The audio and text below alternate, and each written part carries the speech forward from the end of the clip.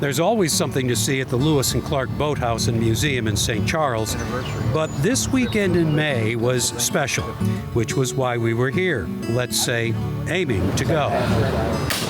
There you go. Yeah, not much. The special activities this weekend focused on the Bicentennial of the Hawken rifle.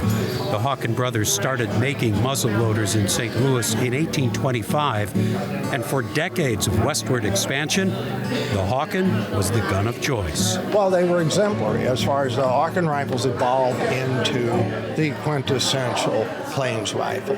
Greg Grimes is in the antique gun business. They were owned by the professional hunters, the guides,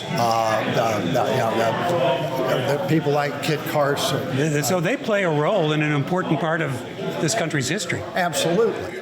But it's what happened in St. Charles 21 years before the introduction of the Hawken rifles that is the real theme of this museum. We really are proud to showcase our spot alongside the river.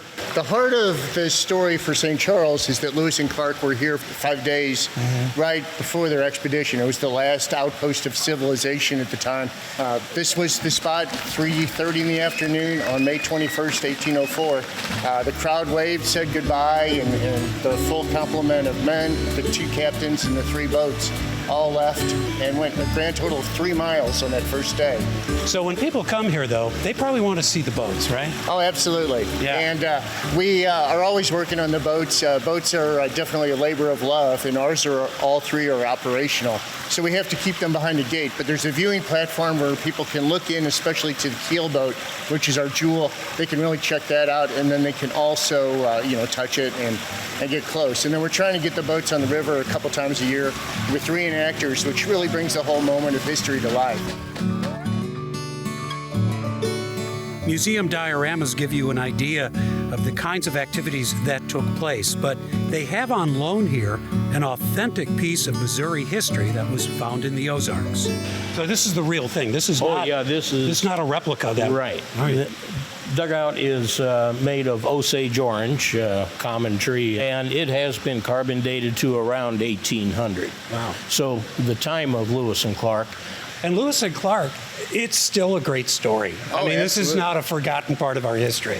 There are so many elements that you can talk about and ones that resonate today. And because we're a partner with the National Park Service, we draw a lot of people that are traveling the whole country with the National Trail.